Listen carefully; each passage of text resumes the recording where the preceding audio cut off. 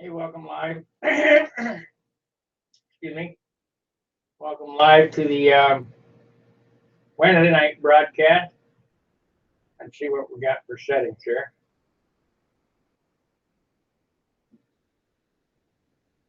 All right, I guess you can hear me. I'll be switching over to the other camera here in a second. Let me invite some people and we'll get going on the good camera. Hello. All right. It goes there.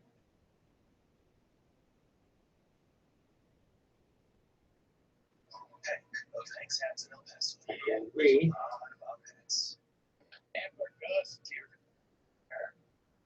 Okay, that's working. And go here to chat. Right there. And one last one, and then we'll be going. I'm going to show you what I did today. Let's see, we'll go here.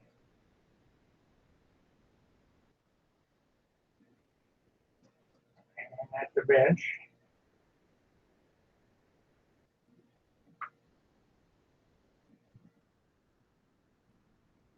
Come on.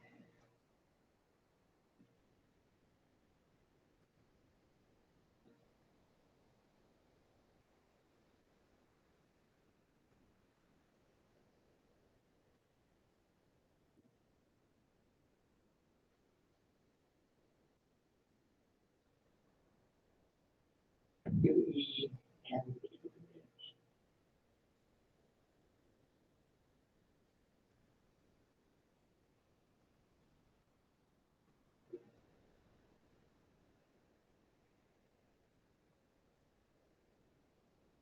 oh, I got it. Darn.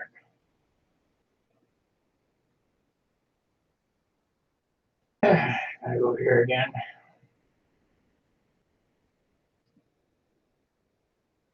Grab that. Control C. Close.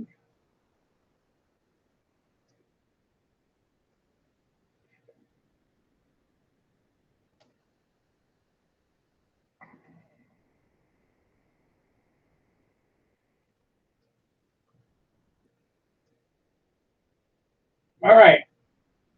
I'm all posted up. Pull this up. We'll switch to the other camera.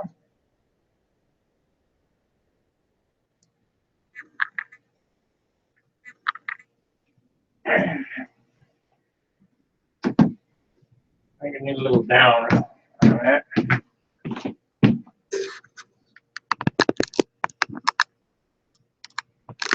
See? Yeah, it'll be good enough. Well, what I've been doing today is sanding and painting. I got the first base coat on my Nova today, and we'll get it, and I'll show you what it looks like.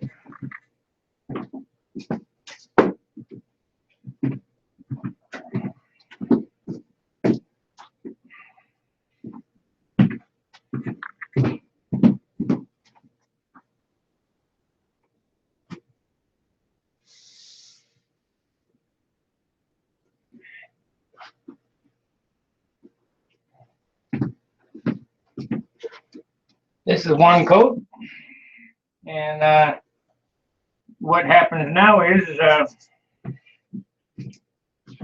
I take the 400 and I go over any of the spots that it needs addressing. Tomorrow, I might even do it later this evening. Hit those spots, and then we're going to back mask it up. It should be in color and in full trim tomorrow.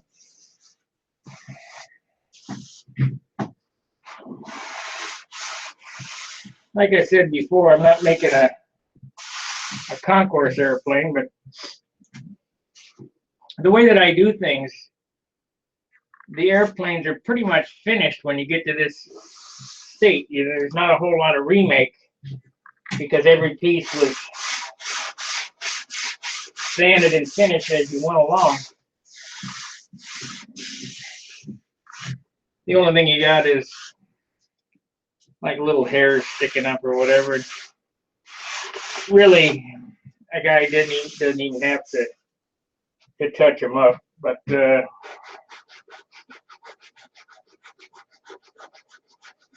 got about a half a pint of white on it, like 2 ounces maybe. We'll see what it weighs here in a minute. I'll tell you how much. Should be around 25 ounces.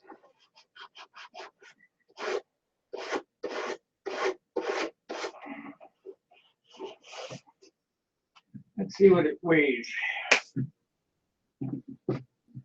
Scale.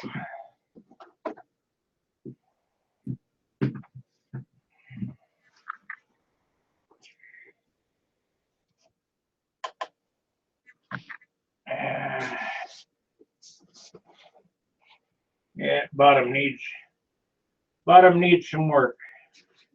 That's all right. Yep, 25. About 25 and a half. So it gained an ounce by 1 coat of white. And it's not gassed off yet. But what happens is this is just 1 light coat of white. And I'll end up going over sanding this, and then going over it again.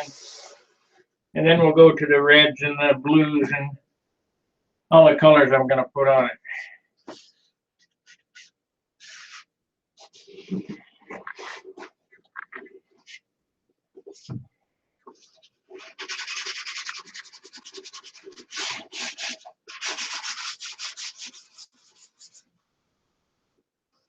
I just don't want to load it up with paint.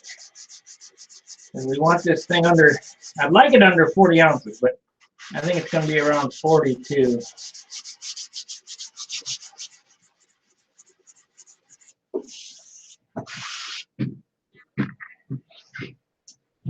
But it should fly killer at that rate.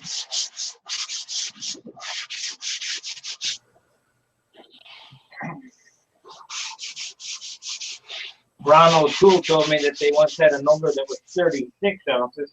I don't understand how you can get them that light. Hey, Sparky. Hey, what's up? Who's that? It's Frank. Hey, what's up, Frank? Nobler's looking good. What's that? Your Nobler's looking good. Thank you.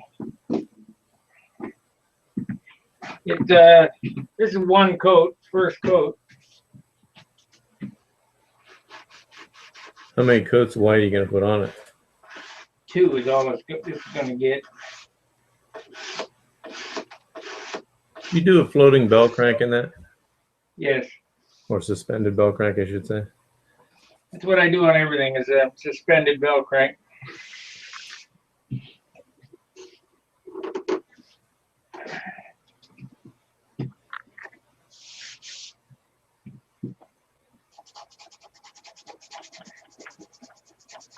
You buy you a compressor? Not yet. I'm going to wait till payday, probably. Yeah, get the, let me see what this is.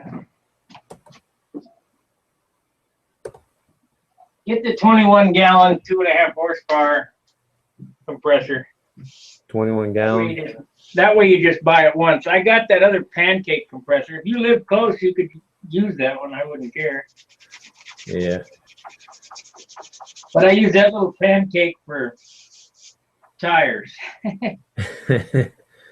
What do you think about like an air tank and pressurize the air tank up and then use the air out of it?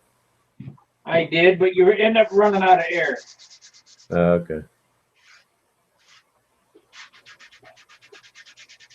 I thought about just doing the pancake deal just because I'm not building hundreds of planes, you know, but I just needed enough to do a paint job here and there.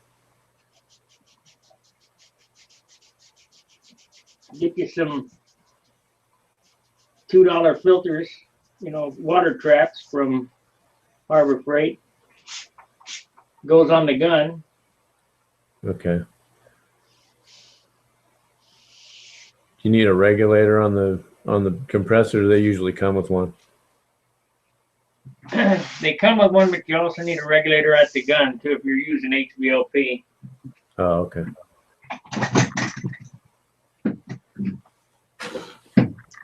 Yeah, I think this is going to come out okay. Yeah, it looks really good.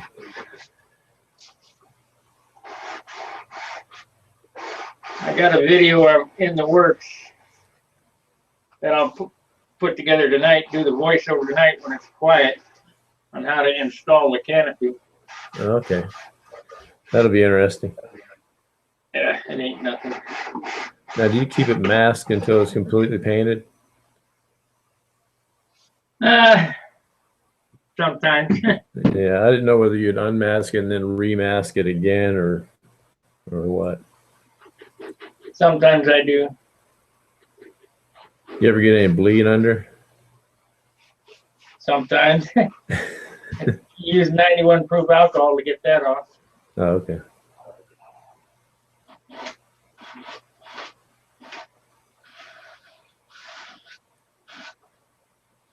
Well, I wonder what this thing's going to weigh. That's going to be interesting. What I always worry about. What's it going to weigh? Now, the tires you're putting on, are they foam light ones? Yeah, they don't weigh nothing. What about They that? weigh, these are 2 tires. 0.65. 30, let me see how many grams. They weigh 19 grams for both of them. 9 apiece. That's not bad. Now, is that rear tire? Is it a rubber one? Yeah, I but it couldn't. didn't weigh anything either. It's half a gram. Yeah, I couldn't find any foam rear tires.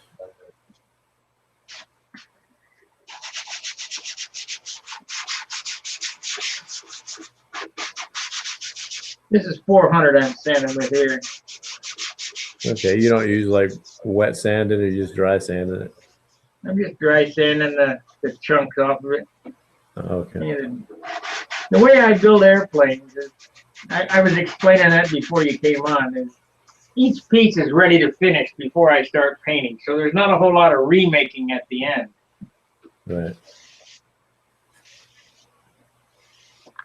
Hence my tagline, finish starts with the first piece of wood cut.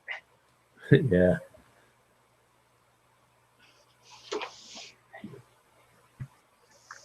But this is fresh paint. This is only a few hours old. Oh, okay.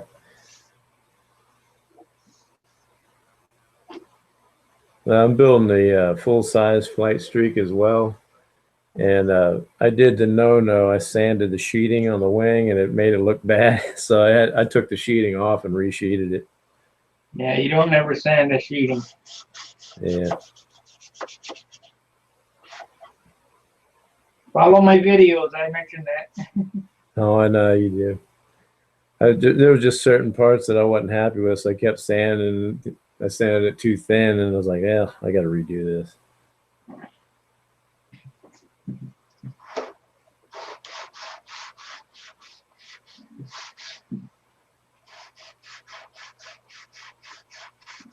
I got in trouble over this airplane. How's that? One of my customers that I'm working on his airplane says, "Well, you're not working on my stuff." Well, sorry. I'll get to it. It'll be done like. Yeah. My boss from Ohio got a hold of me today and said, "Can you bring me some decals, some stencils when you come back?" Yeah. When you go back to work? I work 2 weeks on, 2 weeks off. So you got another week off yet? No. Go back Sunday, go to work next Monday. Back to Dayton? Yeah.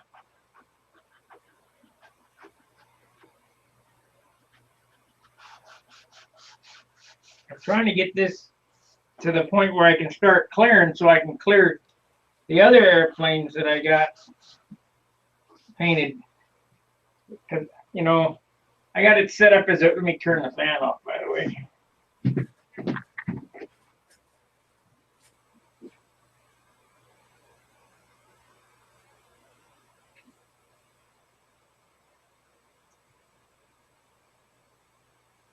I got this thing right now set up like a flow-through paint booth, and I don't like doing it. You know, I would just paint and be done with it, and then, you know, I do it all at once. Yeah. It's more efficient that way. What's that? It's more efficient that way. Yeah.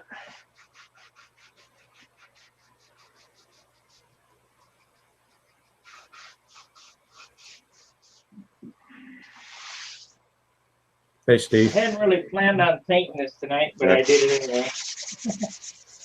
Yeah.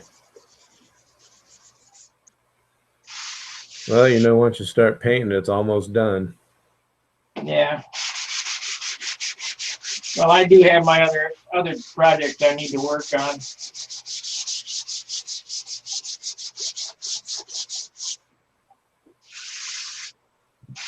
But I did want, you know, every year I build myself at least a couple airplanes, and I've been doing other people's work for so long, I've been kind of laid off on my stuff.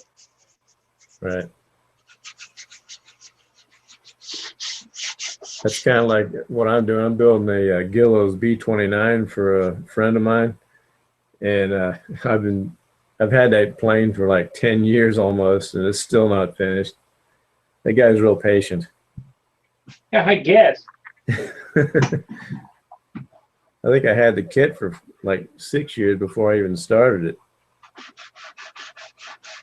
Well, the paint jobs that I have,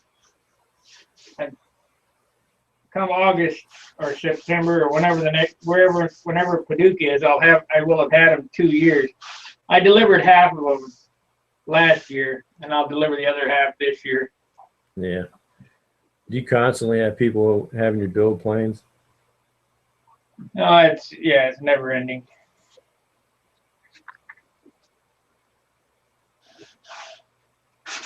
Anybody hear about Franken in there in Louisiana? The tornadoes and stuff that went through there. It said 7 of them today. Wow. Went through Louisiana. Because he's usually on here with us. Who is it?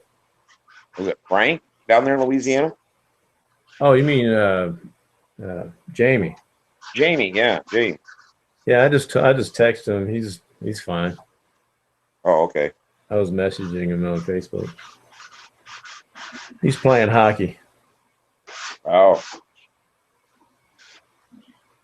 You guys got Samantha's airplane done yet? no. We got the stab built. It's got to be sheeted. That'll be tomorrow night. Yeah, it was either a 1/2-inch piece of balsa, or, you know, you cut it all out and stuff. We saved a 1/2 ounce on the tail by doing a build-up tail. So I figured that was pretty good. How much does it weigh? The airplane or the tail right now? The tail, yeah. I can go down and get it. I haven't weighed it so far. I can run down and grab it and see what it does weigh.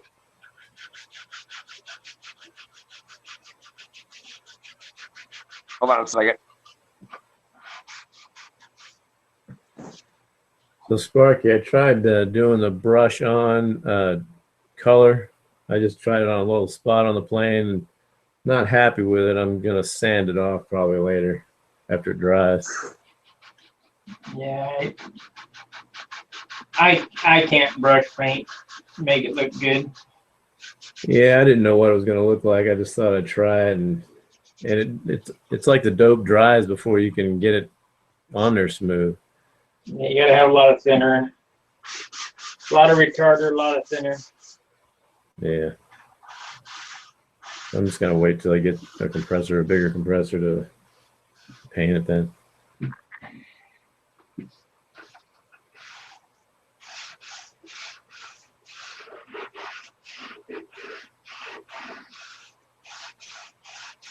Now you sprayed that with white butyrate dope. Yep, that's all I use is butyrate. Now, do you have to put any kind of retarder in it or anything, or you just thin it? I just thinned it tonight. It's not real humid today. Oh, okay.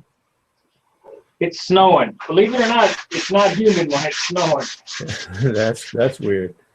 We're supposed to get 4 to 6 inches by morning.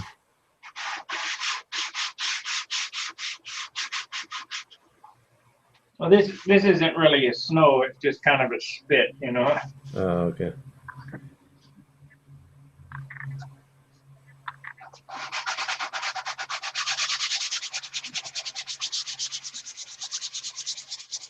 It weighs 24 grams.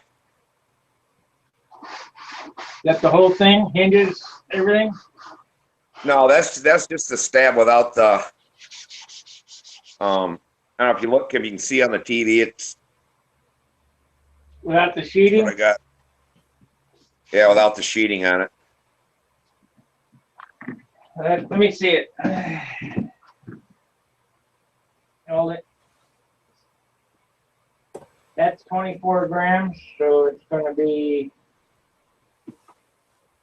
That thing has 24 there. We're going to add 24, 35, 40. And you're going to be around 3.5 ounces with that. That'll be everything. Hinges and elevators, horn. Should be there. Is that heavy or? I mean, that's the wood I got. It's like, this come from Morrison. It's like I can't build it any lighter than the wood is, I guess. Well, that's why you got to mold stuff. But I mean, let me get a stab here and we'll weigh this one.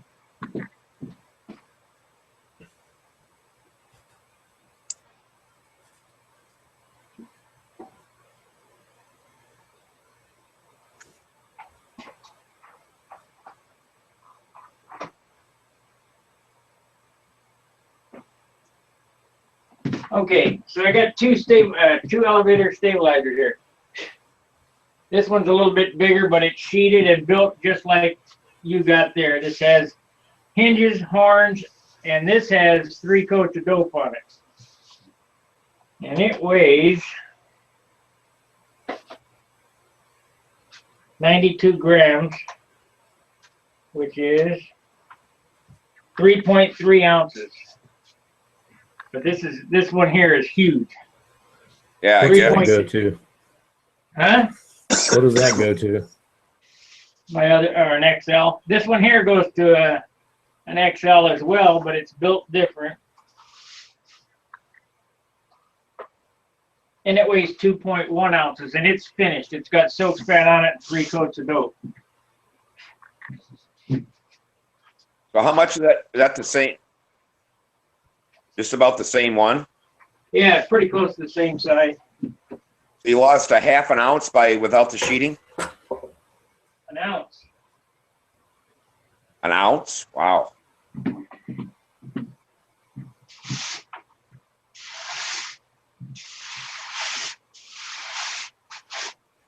Yeah, I know that Chris, he runs non-sheeted framework type stabs.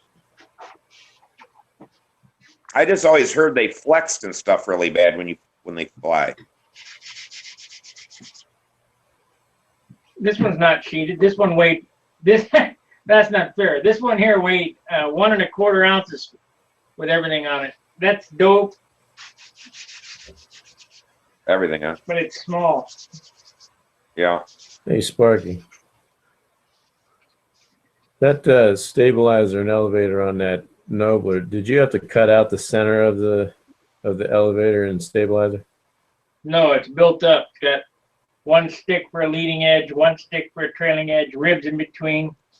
Okay, yeah, that Brodak Nobler I have, I got to cut out the center. That's how I did this one. You cut out the center? Yeah. What'd you use to cut it out? A scroll saw? Just an X-Acto knife. Oh, okay. I just took all the measurements and put it on there, and then we just sat there and just went back over the lines. And the corners were a little tough, but I cut them inside the line, and then I save my sandpaper when it gets, because I always buy it in the rolls that stick on. Yeah. When they get down real small, I'll save them in different sizes, and I use that to radius corners and stuff. Oh, okay. But you could take dowels and make up, different things like that. But Hey, Rusty. Hey, gentlemen, how's everybody? What's going on? good. Not much, just kind of hanging out and doing nothing. Sorry about the last hangout, but my internet dropped and it just went away, and the way it I is. see you had a hangout yesterday afternoon, Yeah. and it was really weird, is because I could see you guys, and when I went to live chat, I'd hit it, and usually it comes up and then makes me, hit proceed and all this kind of stuff. But when I did it this time, it came up to Mocha, that engine thing, and wanted me to sign up to join Mocha. Mecca, you mean? Is that what it is? Yeah, we were looking at Mecca. Yeah, that's as far as I could get. And it would not let me come in on the live chat, so I watched for a little bit, and I had to drive again, so I had to shut it off. But Yeah, I'm happy with this. It's coming out nice. it's looking good.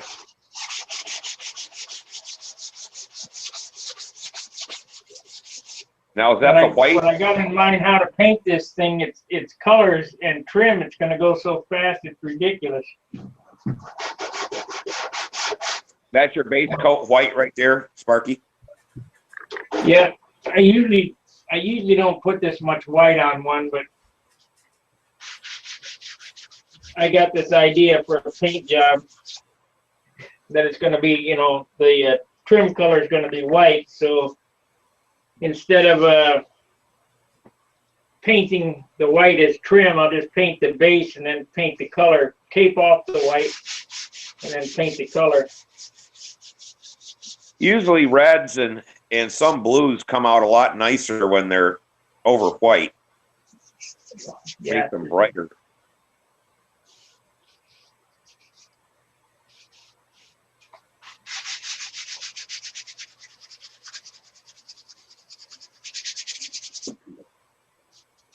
I worked so much in the shop this weekend, I got a case of CA nose. It's kind of like having a cold, only it's not. It's about cleared up now, so I think I'll go back to work tomorrow and proceed and see if I can get this thing finished up. Just dig it out, get a pair of pliers and pull them out. You ever use so much CA it burns your eyes? Yeah, I'm new at using the thin CA. I've always just used 5 and 10 second CA for tacking parts and then gluing them with other types of glues. But I wanted to do this job faster, so I bought some thin CA, and I'm just getting the hang of it. And I got too close to it too many times, and it just must have scorched my sinuses a little bit, and I could not breathe Sunday and Monday. So it's about cleared up now, though. So I'm back to action. My corping is flat. I'm gonna have to steam that up.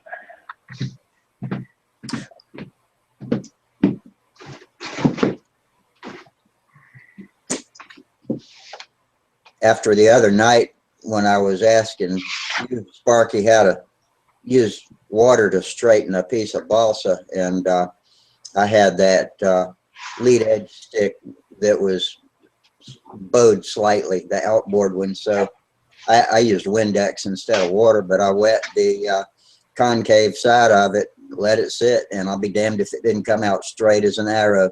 So as soon as it did, I went ahead and glued the shear webs in place all the way around. They'd only been tacked before. I didn't want to tighten them down until I got that bow out, so that'll help. Keep your eye on it, 'cause it can still move. Yeah, every time I look at it, I check it. It's come back a little bit, but not enough to bother me. So I'll straighten it again and keep checking it. Once I get it covered, I can pull it out with the covering if I have to. But it's all straight. I'm really happy with how straight every piece of the wing, the trail edge is perfectly straight. All the rib heights are nice and level all the way across. I bought myself a piece of angle iron aluminum, actually, 1/16 by 1 inch, 36 inches long. It makes a great straight edge for checking things like that. You mean I might know something? You might. I'll let them know as soon as I confirm it, but it looks like we're on the right track.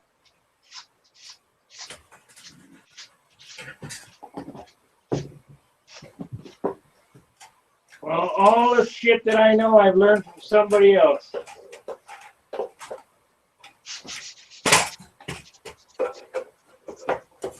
Yeah, it's been 2 years now. We did a Legacy 40, and that wing was, and the only thing I can think of is the humidity in the basement here in the wintertime. It's so dry that everything moved. We got the kit, we built the wing. I remember that airplane. The wing was twisted like a propeller. Yeah. And we got it back in shape, and it just moved, grow, but all the wood was straight out of that kit. We took it out of the box, and it was fine. Just like this stab we built tonight, when we cut the center out, it popped it on the front rail. There was so much stress in that wood that it actually popped that wood. We had to wet it, get it back in shape, and then glue everything down. But yeah, I couldn't believe how much stress is in some wood.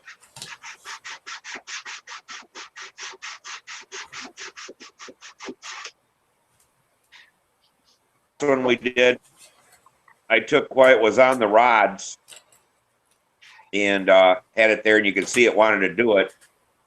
I got ammonia and water and set in place and weighted down and sprayed the whole thing with ammonia and water, misted it, let it sit, and once it set, it never moved again. I can tell you this, using ammonia is not a good idea. No, does it weaken the wood? It breaks down, I can't remember what they call that. The Lignin. What? Lignin, that's it. Lignin, yeah. It holds the thing together. I was under the impression that once it evaporated, the lignin reconnected. Nope. So if you use just straight water, it'll stretch and not break.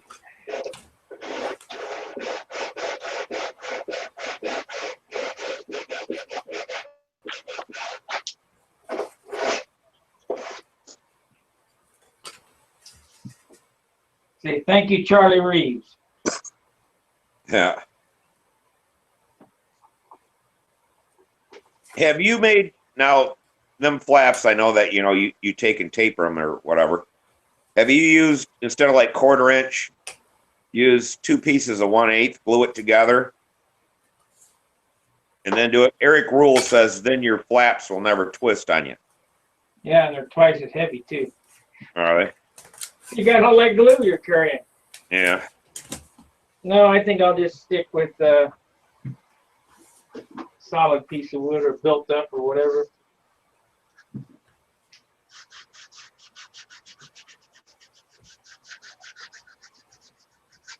Yeah, I think when I end this tonight, I'll end this call. I'll spray another coat of white on it, so tomorrow I can trim it out and be done. So the next time we see it, it'll be finished. What? The next time we see it, it'll be finished then. Oh no, finish has got another week or so to go on it, but I won't be here. It won't get cleared until I get back. Probably. Okay. Now, did you already straighten that flap? No, I won't do Oh. that until it's all done. Till it clears on it and it's all finished. Oh, okay. See, these are the last things I glue on before I go fly. So, and you don't want to straighten wood that doesn't have covering on it. Oh, it'll move back then, or? Possibly.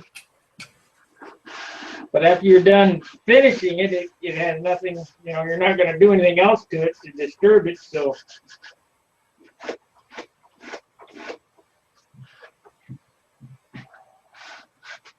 Believe it or not, I've seen warped foam wings, and we can straighten those. Oh, no kidding. Put enough steam to anything, you can straighten it.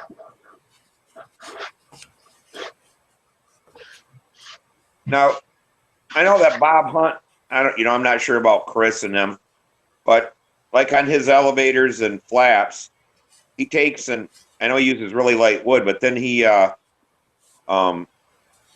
puts Z-epoxy over everything and wipes it all off. Yeah. You do that or not?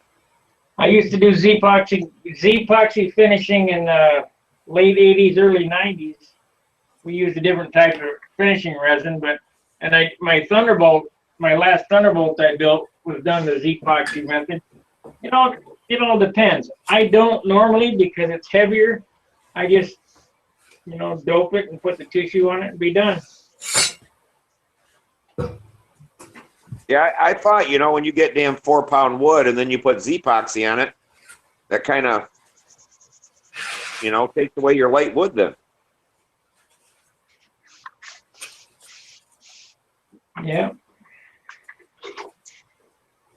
My finishing techniques have become pretty regimented. 3 coats of dope, apply the tissue, or 3 coats of dope, fiberglass on the nose, apply the tissue, 3 coats of dope, and then the color. Then I'm doing what I'm doing here now, detail sand, then another coat of color to kind of doctor up the details, sanding the trim, and then 3 coats of clear, and we're done.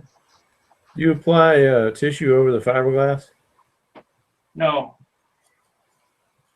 You can, I have, but I try not to if you got fiberglass on something, why would you add some more to it, Right.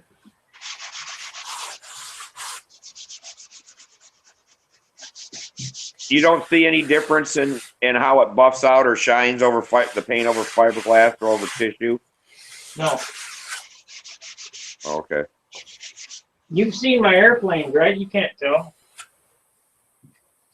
Well, everybody says, that polyspan doesn't finish out as nice as what tissue does. And I'm like, It does. It just then takes does it matter what? 3 more coats of dope.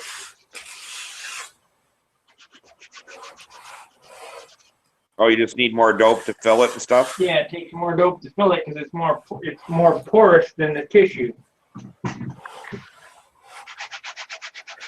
Oh, okay. But my Continental XL, that was polyspan. My let's see what else. I think my Continental is polyspan. They look fine, I even I think I've got a video of it where I take and I shoot urethane just on the nose and just on the leading edge sometimes. Yeah. And you can't tell, and I just let it over. You can't tell when I blend it in,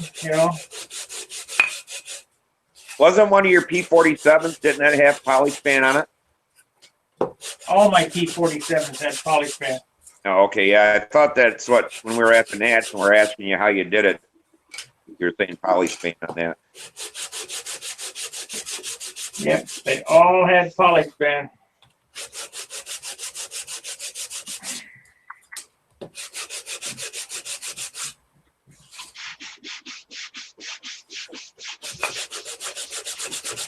When I saw Gary drop a screwdriver on his wing and it just bounced, I was sold on polyspan. Damn. I mean, it's durable, unbelievably tough stuff, but it's heavy. You know,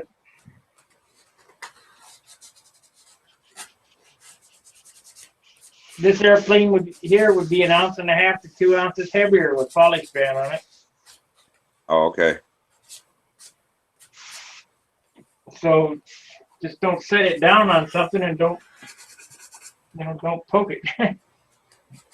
Well, that's why I was kind of wondering about polyspan with then Jap tissue over it, if that would counter how much it took to fill it. I think it might delaminate. Oh. I may try one day. See what it does. I know I always thought tissue was so tough, and you always say it's stronger than polyspan.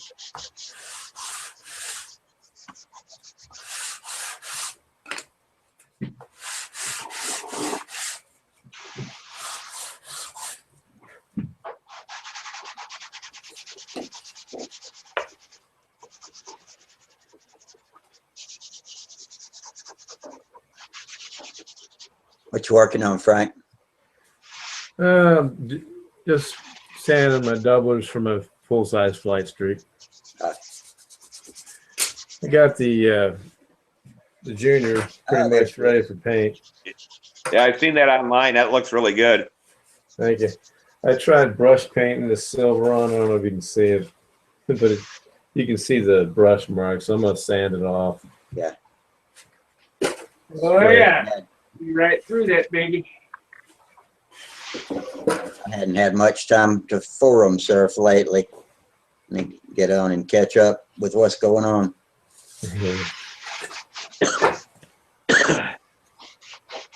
Bless you. Well, I have to look at the forum every day because usually there's an email about something. Somebody bitching about something, huh? He's touching, he's looking. Wah, wah, wah. I think the only rule you should have on, well, the biggest rule is all the shit you put at the bottom of your page can't be more words than what you put in on a post. I do it on my phone a lot at lunchtime and stuff like that. How you get to, was it Aerojet, and it's like I got to page up through that just to get past all the crap he's got on his name or whatever all the time. Area. There's Jamie. People fill that up with stuff. There he is. That's just crazy. James. Hey, You didn't James. blow away, huh? How you doing, man?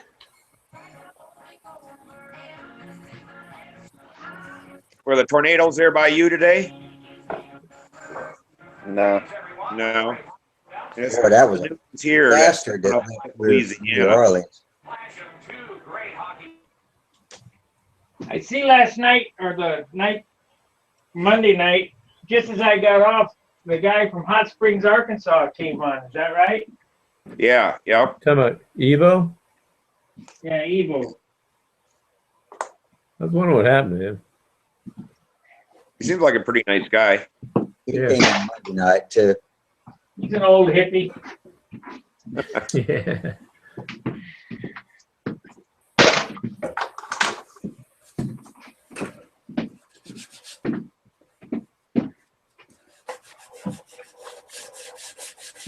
Okay.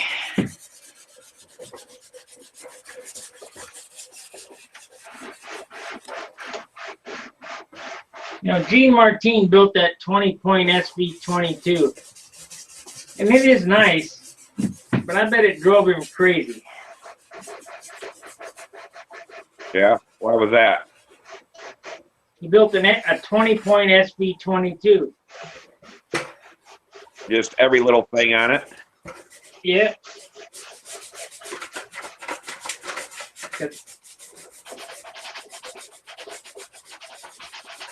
Yeah, I was talking to Dan Banjock, and he said that, what's that new airplane of his, Turbo Raven? Yeah. There's something on the bottom of it, and a letter or something goes from the wing to the bottom to the other wing. There's something on the bottom of that airplane. Yeah. And he took it off like 5 times and redid it because of compound curves and everything for that letter. And he said he just about said, forget it. I'm going to leave it. And he said then a couple days later, he's like, screw it. Take all the finish back off and start over again. Well, he finally got it. And I'm like, oh my God. Dan is a good builder. We both had the same job in the Navy. We both did the same thing. What was Painters that? of Gray. What's that? Painters of Gray. Yep.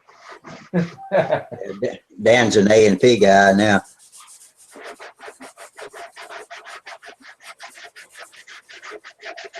So Dan wasn't a jet mechanic in the Navy? I figured that's where he learned his stuff.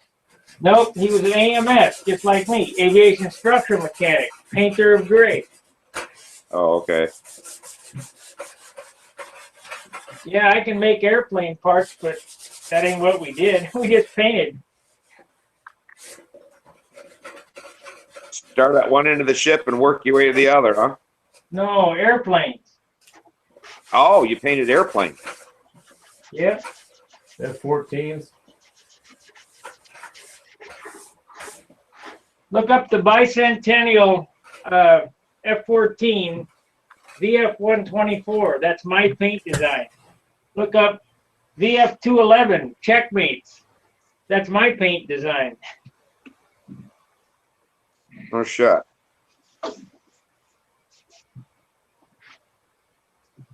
So do you have a limit on how much paint you could put on them for weight and stuff? No. No. No, they had lots of paint on them. The one with the red, white, and blue nose. What's that? The F-14 with the red, white, and blue nose and red, white, and blue on the tail. Yeah, and then that one there is the bicentennial airplane. It should have red, white, and blue stripes on the wings when they fold up, and they match the stabilizer. And they have it has a blue line around there. The Checkmates has I painted an airplane. That's on in the photo gallery on Stunt Hangar. Is this it, Sparky? Can you see? Hold on.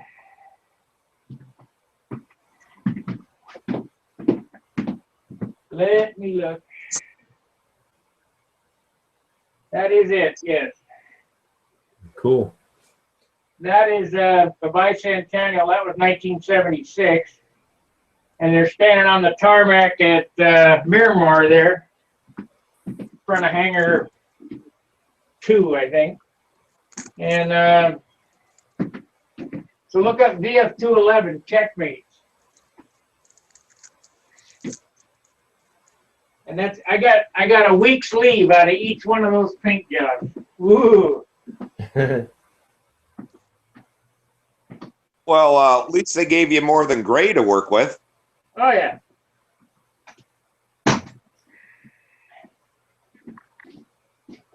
The reason here's how that all came about.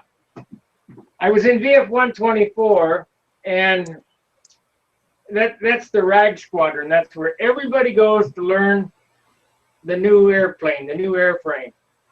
We were flying A7s, A7s, and we transitioned to F-14. So everybody goes to VF-124. They said, we're going to have a design contest for the squadron colors for VF-211 and the bicentennial airplane. So we all got sheets of paper, with the drawing of the airplane, the side and the 3-view, side, top view. I whipped that baby out in about 10 minutes and I turned it in. I didn't figure I'd win. It was a contest. A whole squadron did it. And I won both of them. And they said, well, why, you know, what do you do? I said, well, I build model airplanes. You guys see me flying at the hobby shop. You know? Yeah, it has a red and white checker on the tail. Yeah, that's a checkmate. I got a shirt around here. Hold on. Yeah, pretty cool. And it's dirty, but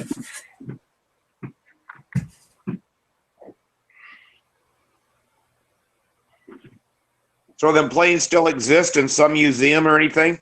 nope. Via Fighting 211 checkmates. No, all those F-14s were crushed. That's a shame. There might be some airplane F-14 somewhere, but I don't know. I don't know of any. The ship what? Why'd they get rid of the F-14? That thing was such a hell of a plane. It was the best plane. It was the best plane in the fleet. However, the man hours to maintain it were ridiculous. Oh, okay. Not very cost effective. But it would fly as fast as Mach 2 plus. The pilots would say it was close to Mach 3. It would carry Phoenix or Bullpup Sidewinder and Phoenix missiles. Phoenix was nuclear capable. Had an OG-9 radar system, shoot over the horizon 5 miles, and it would track 5 targets and kill each one. The NFO would push a button and boom, they're gone. They would fly as slow as 120 knots. Now, 120 knots is as fast as a Cessna. I've also seen that airplane do 0 altitude and 0 forward airspeed flight. And you think, well, what the hell is that? They would come to the end of the runway and turn it up on its tail like that, hover it right there on its tail. It had so much thrust. Then they'd throw it to zone 5 and it'd shoot right out of sight. There might be a video on the web about that. But let's see, what else? It had a Martin Baker 00 back ejection seat, Martin Baker backbreaker ejection seat, meaning the pilot could sit on the deck, and should something happen, like John McCain his Zuni rocket thing, he could just eject off the flight deck and not be hurt. That airplane was amazing, super fast. Well, they have the Raptor. Is that what replaced it? F-18, isn't it? YF-22. In my Air Force Museum videos, there's a picture of a YF-22. But that airplane is, in my opinion, not the airplane F-14 is. I don't think so either. The problem with shit that I worked on, the ship that I was on, the Enterprise, on its last mission, before they scuttled it, the pilot or the captain wasn't even born when the keel was laid in '61. So all that equipment was pretty old, you know. Yeah. Well, it's like the B-52s are still around. They were around in '53.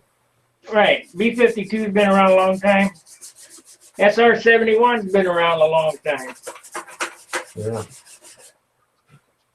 I wonder if the F-35 is ever going into full production, or if they're going to scrap it. They're not any good. Yeah, I was disappointed to hear that. Yeah, I think don't their fuel systems leak until they're airborne or something like that? A SR-71's made of titanium, and the tolerances are set to leak on the tarmac, and when they get up to speed, there's so much friction on the skin, they seal up. Yeah. Well, they say now that most of these airplanes are going to be pilotless. What's the Yeah, it point? looks like it's going that way. Well, they said that with a new pilotless fighter, the thing can turn 10 Gs or 11 Gs. It can actually outturn a missile and stuff like that. But I it can't think do if it they with a want to go pilot. to war, let's say that we want to fight Russia, they ought to just send Trump over to Russia or wherever and have him get in the ring with Putin and duke it out. There you go. Aren't they best buddies?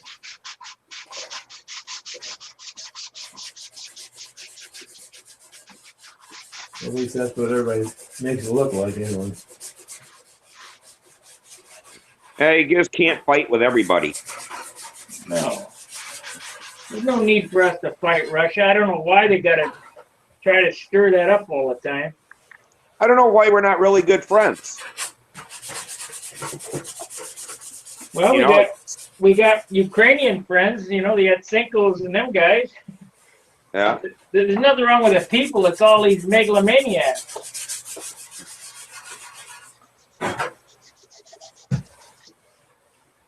You know, everybody's bitching about Trump's wall.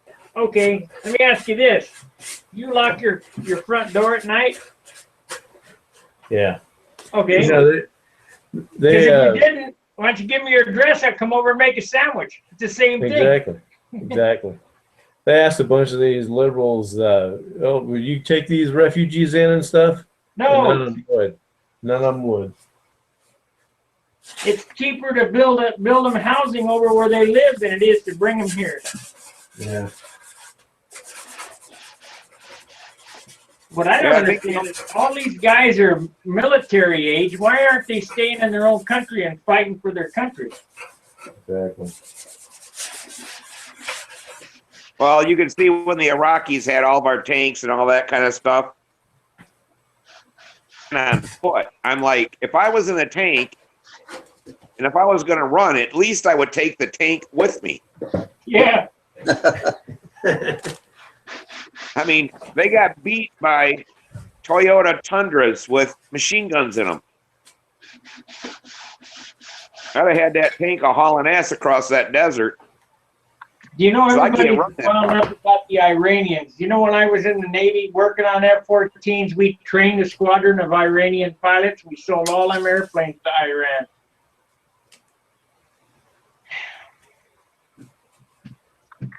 Yeah, they had one hell of an Air Force. I guess their pilots were really good there, you know, until all that shit happened with the Ayatollah and all that. But they don't have any parts, and they're really uneducated type people. They couldn't grasp what we were telling them. Oh, okay.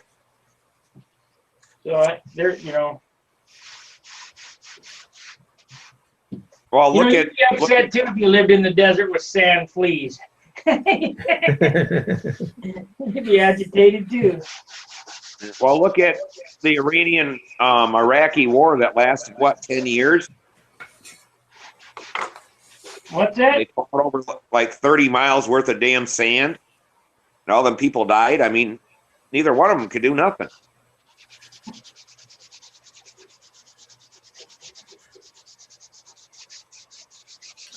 Well, I think I'm gonna get off here. Got to work tomorrow morning. All right, Frank. All right, we'll see you guys. Yeah, hey, the airplane's looking good. Want to see? You gonna have it painted this weekend? I gotta come up with a compressor somehow.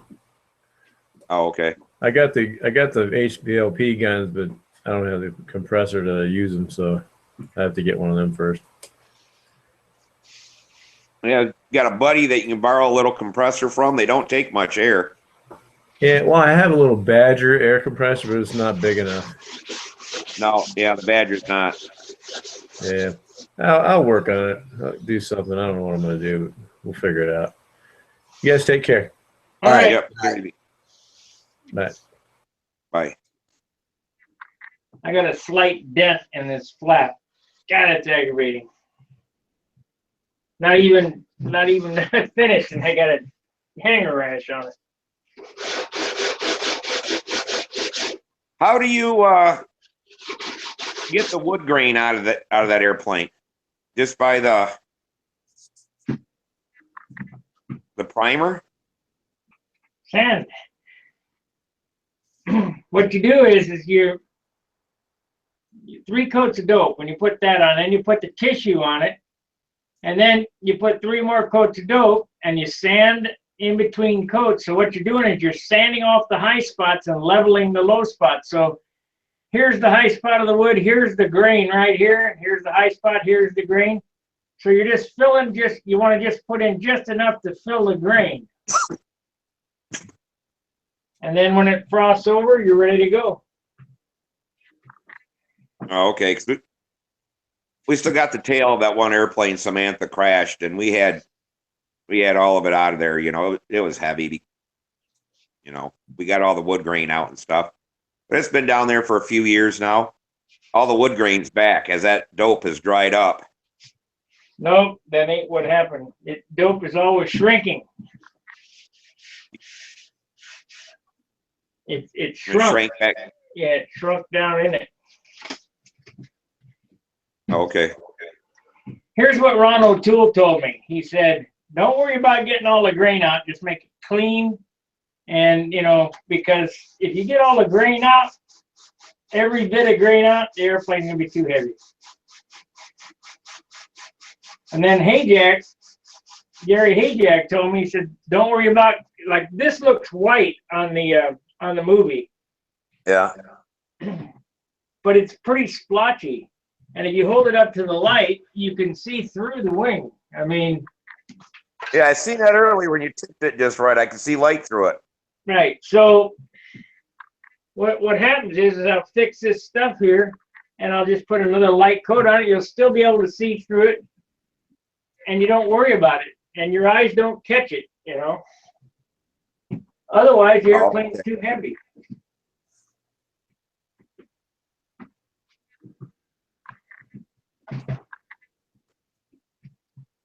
I think white is probably the heaviest color.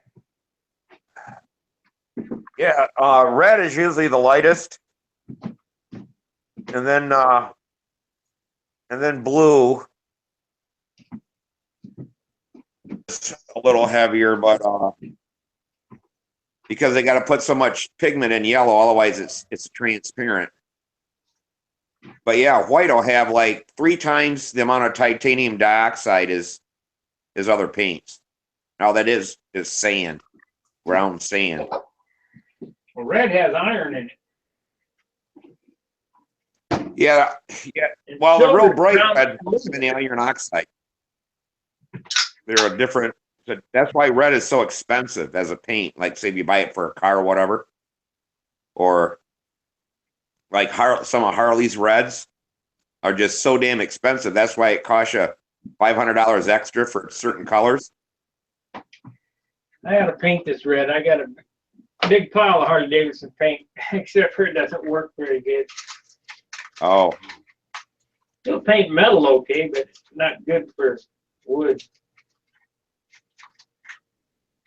Yeah, Harley always has some really fancy colors that are just a bitch to tint and make up, and the pigments are really expensive.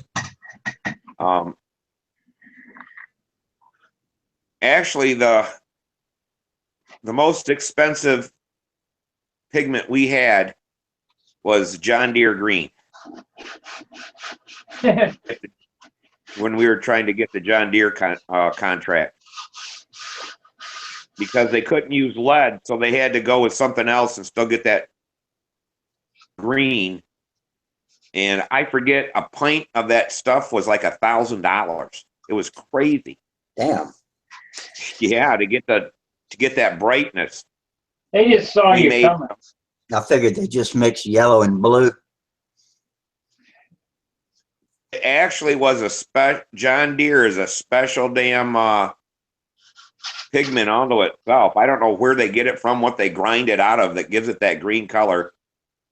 And then I'm not sure if it was titanium or what they ground in with it to give it the bright. Lead always made stuff really bright, like really bright reds and bright blues. I'll guarantee you I can get it close with dope. Mix the dope. Get it close, but it wouldn't pass it wouldn't pass specs. So that's why, like, all their excavators and all that kind of stuff, they're all did in yellow, because if they had to paint that whole damn thing in John Deere green, I forget what they said it would add to the price of that bulldozer or whatever. This crazy amount of money. Like cat yellow, that's about the cheapest paint you can make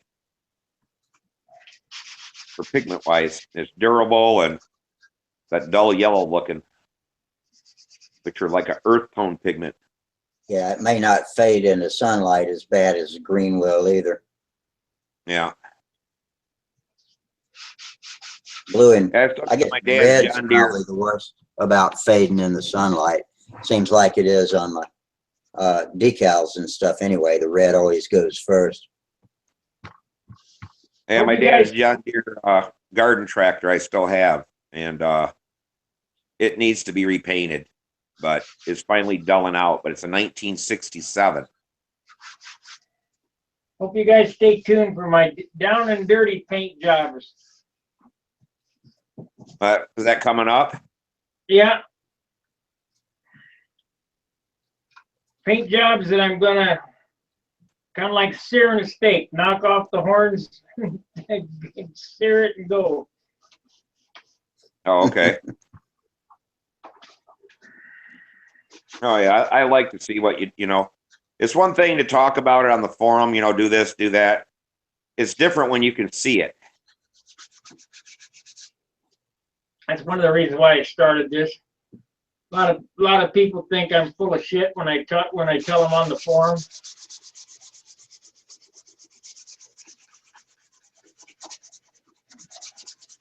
Which I've had people tell me, "No, you can't do that." Okay. Even when you do it on here, though, it looks easier than what it is till you try it.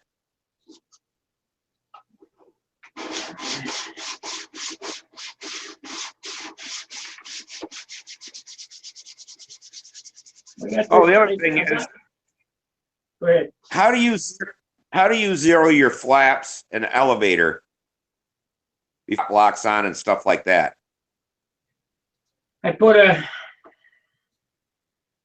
stick on the top and a stick on the bottom, 1/4 inch, a rubber band on each side. That'll hold the elevators at 0. Then measure down from the datum line to the middle of the trailing edge where the horn is here, and then measure down the same spot on the over here for the flap. So you're measuring here for the distance and here for the distance from the datum. And these are zeroed because the sticks are holding them zeroed. And you just position that there and that's it, 0. Oh, okay. That's the same way I do it. I didn't know, because I was thinking about making up like 3/8 inch square stock and then sliding that on the horn and getting everything at 0, because with tapered flaps, it's hard to, for me, it's hard to find 0. Well, if you did the sanding right, the edge of the flap should be in the middle of the board, right? Yeah. Measure down there, make a mark, or just measure down to the center of the horn, get a measurement. Measure down here, make a mark at the end of the flap, and set that on the mark, so that's 0. And the 2 sticks, one on top, one on the bottom, rubber banded or clamped, hold this 0. It can't get any easier. But now, does that have tapered elevators? Oh yeah. Yeah, because when I put my sticks on there, there's an air gap. Use thinner sticks. Let me show you. It's real simple. All right.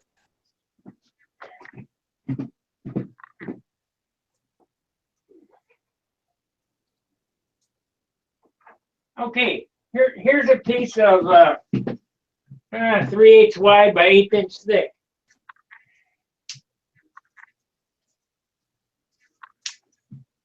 Two sticks, just like that. One on the top, one on the bottom. Yeah. I use these little C clamps, or you can use rubber bands. Yeah, clothespins. I use a lot of clothespins.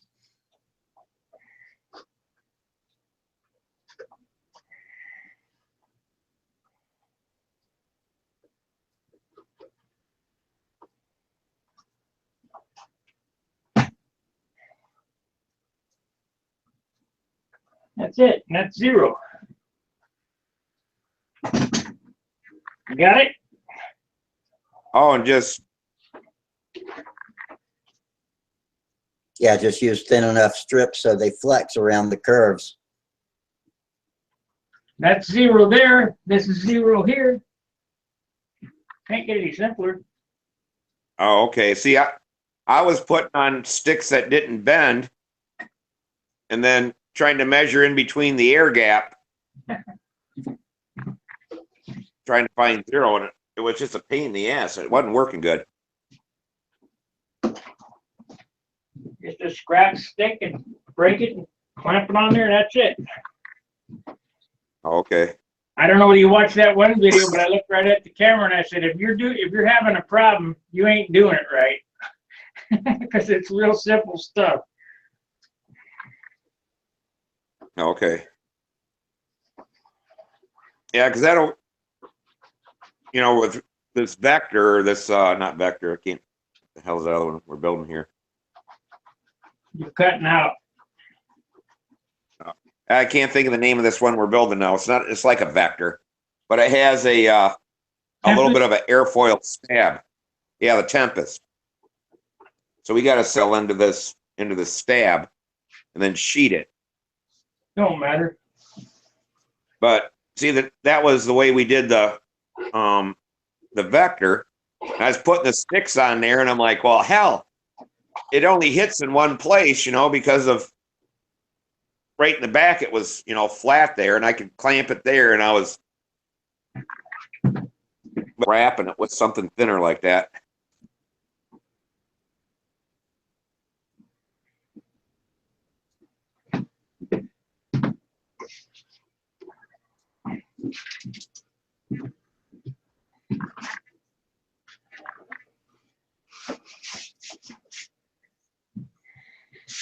Man, that old phone blocks had a lot of airplanes on it, hadn't it? Couple. Where'd you get that foam at? Harley Davidson. Oh, okay. It's a tank. It's a CVO tank protector off of a road glide. The back half of the tank sits in there. Then the tank goes here, and then the one just like this goes on the front, and then it goes in a box. So it protects the fuel tank and shipping. I like that kind of foam. I've been looking for something like that, but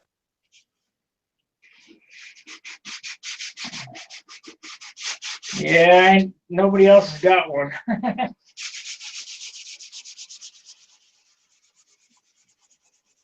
now when you worked did you ever work for the factory, or you just did all your stuff at different shops? I worked at dealerships. Oh, okay. And just went to the factory for training? Yeah. Oh, okay.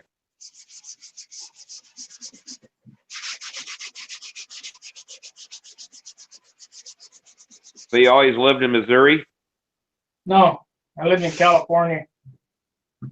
Oh, when you're in service and everything? I was born in California. Oh. How'd you end up in Missouri? I was drunk. Woke up there one day. Exactly right.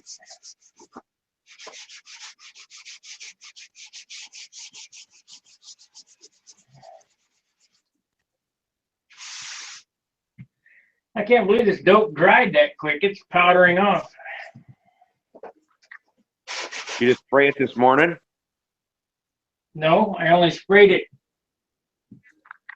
4 hours ago. Oh, no kidding.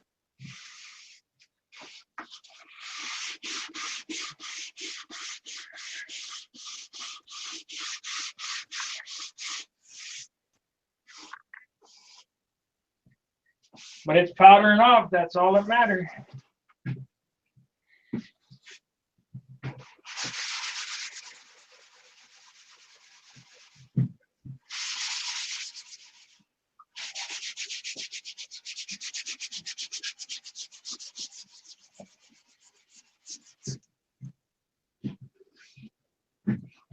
So when can you start flying? About April, beginning of April?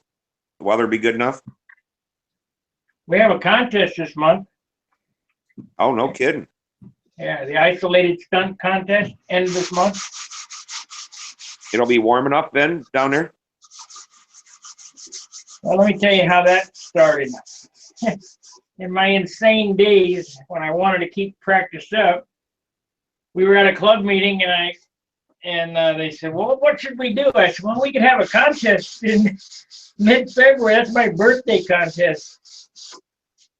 I started that, or I suggested that contest 25 years ago. Oh, no shit. I don't go to it much anymore because I don't want to get out in the cold. Yeah, my best friend, he drove to St. Louis Saturday to pick up a dog, rescued a German Shepherd. And he said, he goes, cold, and he goes, the damn wind was blowing. He said about 30 miles an hour. You know, that was so cold there. I don't know. I didn't notice any wind. I've been standing here sanding. Yeah. I thought that was just masking tape on your landing gear until you started sanding it. No, under the wheel spats. Now, is that supposed to cut down on the drag on them spats? Does The what? spats cut down the drag on the wire. I don't know. They're just on there as per the plans. Yeah, no. Now, I heard, you know, and you hear a bunch of stuff and never can prove it one way or the other. Well, they say that there's more drag in a wire than there is on the like the aluminum landing gear. You can bet on that. Yeah, the round wire has more drag. You're dragging around a lot of weight.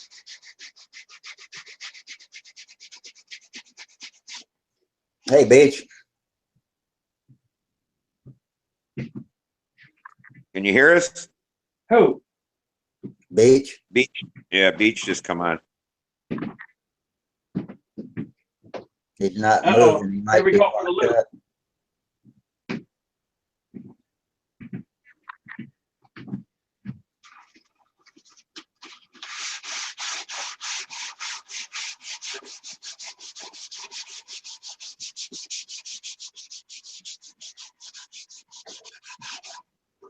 It ain't looping, so Yeah, you something's got that locked down. up. What? Yeah, he's not talking or anything. It's just his picture. Well, usually he doesn't have to talk for it to loop. Oh, okay. Oh, there he went. He must be having an issue then. Yeah. I had issues until I got this tablet for Christmas. This damn thing works good. So is my phone. My There you are, computer, Beach. that's a whole different beast. Am I on I here get with- tired of holding the tablet, though. Yeah, we got you now. There he is. Oh, okay. I had a little trouble getting on. So How you how's doing everybody? tonight? How's everybody tonight? It's snowing here in Indiana. Well, yeah, I'm ready. I'm supposed to go back this weekend. It'll be snowing foot deep. No, it's going to warm up Saturday up in the 60s and then rain Sunday, they said. So looks pretty good for the We can handle temperature wise. Yeah. Yeah, tomorrow's supposed to be the cold day here, 17. Then this weekend, we're supposed to be up 48 to 50. Right. And then in the high 30s the rest of next week. So, That's good. Yeah. yeah, all the damn snow melt away again. Steve, did you say you were the furnace guy, worked on furnace and plumbing and all that? Yeah, yep. Let me ask you a question. For a year, I got a Ream 80 plus furnace in the basement. I had put in back in about 97, I guess. Okay. And every year, I generally try to clean the flame sensor off. And I've always used real light fine steel wool. Am I doing the right thing? Some say use a little sandpaper, or emery cloth, but I always use a little steel wool. Is that good enough? It's fine. Do you just do it to do it, or does it go out on flame? If it looks kind of nasty looking, I'll sweep it out, shine it up a little bit. Yeah, that's fine. If it gives you problems, like say you clean it and a month later you got to clean, it wouldn't work and you got to clean it again. Right. Then you gotta replace it. Right. I didn't realize here until a couple years ago that actually the metallurgy somehow changes when you heat and cool that. I've heard that. On some of these million BTU boilers, they get so hot that we have to actually change them out every year. We can't clean them. Oh, okay. They'll work for a week and quit again. But it does something. It realigns the molecules, and then it looks at an ohm rating when it's hot. Right. Yeah. And somehow you're supposed to be able to measure them with an ohm meter, for the resistance on them. So. Yeah. And I'm not sure what I should be looking at. I've got meters and stuff here, but I don't know. I mean, as long as it works, I don't care. Yeah, that's fine, because what they said is to actually ohm it right, you would have to have your ohm meter on the inside of the metal. That the outside will give you a bad reading. So we just replace them. Right. On a regular furnace, I haven't really seen any problems with them. Just on, I think, one in 20 years, I've had to replace it because actually the flame rod was bad. I had to replace a hot surface igniter, and when I did, I got an extra one because it went out at a very bad time. It was real cold, and I had to wait till morning to get one. It got pretty cool in here, so I put another one of those back. If you need stuff like that, if it isn't, like if you ever need a hot surface igniter again or something like that, let me know and I'll get it for you and ship it to you. Because a hot surface, I get them for like $20. Right. And I went in for a colonoscopy one time, and my cousins went out on his furnace. I told him, I said, well, I can get over there tomorrow. The next day, he goes, oh, it's so cold out, just call somebody. They charged him $150 for the hot surface igniter, and then another $75 to put it in. They paid $225 for something that I get for $20. Well, I have a friend that works part time. He's retired, but he works part time now for Gold. What's that name of that outfit? Begins with a G. They sell a lot of parts all over the country. Ranger. The big outfit. Ranger.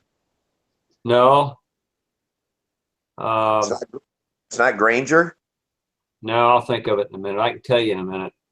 Something Stone, I think it is. John Stone? John Stone, that's it, yeah. And, he told me the other day, I saw him, and he flies RC planes. He's flown control line. He's a good friend of mine. We've been buddies for a long time. I said, hey, if I need a part, he says, can't do it anymore. He says, they crawl on us about that. We only can sell that stuff to, the people that are doing the work, the companies that are doing the work, or the guys that are the contractors anymore. He says, but he says, I could probably get you one, but after that, I don't even want to bother him for it. I mean, they're acting like you got to be a service guy out here and have a license and everything to get parts. It never used to be that way. John Stone here in town, they're about the only ones that'll still do it for me. It's like I call them up and say, hey, my friend's coming down, cousin's coming down, whatever. I can't make it to the supply shop. Right. And sell them this, And I know the guys there for so many years, they just do it. But it's like I tell everybody, I got GPS in my van. They can tell if I leave and go someplace off the job I'm on. Oh, yeah, they track you. Yeah. And it was like today, my supervisor showed up. And I'm like, what are you doing here? And he goes, oh, just bird dogging. I'm like, oh, okay. And He goes, I was going to be here earlier, but when I looked from the eye in the sky, you were at the supply house. So they know exactly where I'm at all the time. Yeah. Yeah. It's like the truckers. They follow them too. Yeah. Well, they used to follow our telephones. They had GPS in the Nextel. Well, the guys got wise to that, so they just lay their phone down and leave. Yeah. So it showed them there, all the time. Right. And then they just say, "Oh, I couldn't hear my phone." Well, now they put it in the van. Well, there's ways to get around that too. If I don't shut it off, it doesn't ping the system. Then I'm just driving, and then they'd have to follow my drive to see where I drove to. But once you shut the van off and start it back up, it pings it when you shut it off and when you start it up. So if we got to go do something, I go to a gas station, and it doesn't ping it that I went any place. They think I went from point A to point B, and that's it. The traffic must be bad. Yeah. So are Reams pretty good furnaces, you think, in your opinion? That's the one I like. I have a Carrier in mind right now, just for the reason that they came out with a heat pump and a furnace and stuff that would work down to, they said, about 25 degrees outside. Well, mine will work to 17. I can heat my house with just my heat pump. I didn't know any heat pump would work that cold. The new one now that Carrier has will work down to 0. Damn. Wow. It has a freak drive. It has a freak drive that drive that compressor, and it overdrives it.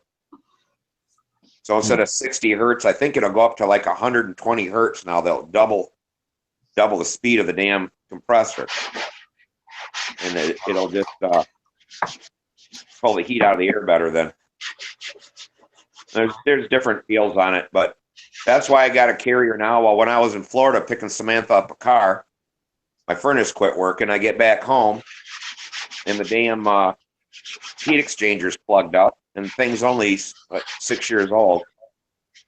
They paid for it and everything, but it took me 9.5 hours to change that heat exchanger out.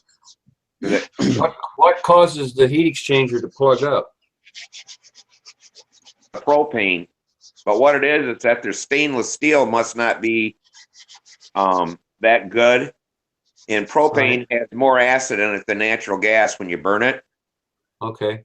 Etch the shit out of that damn stainless steel, and then like goop or whatever just plugged it up. You couldn't even I thought it was soot at first, but it wasn't soot. Metal some flake? damn black crap. It's probably whatever they coat that with in there, and it flakes off. Last time I had to replace mine, it had pinholes in the heat exchanger. Mine's a gas pack.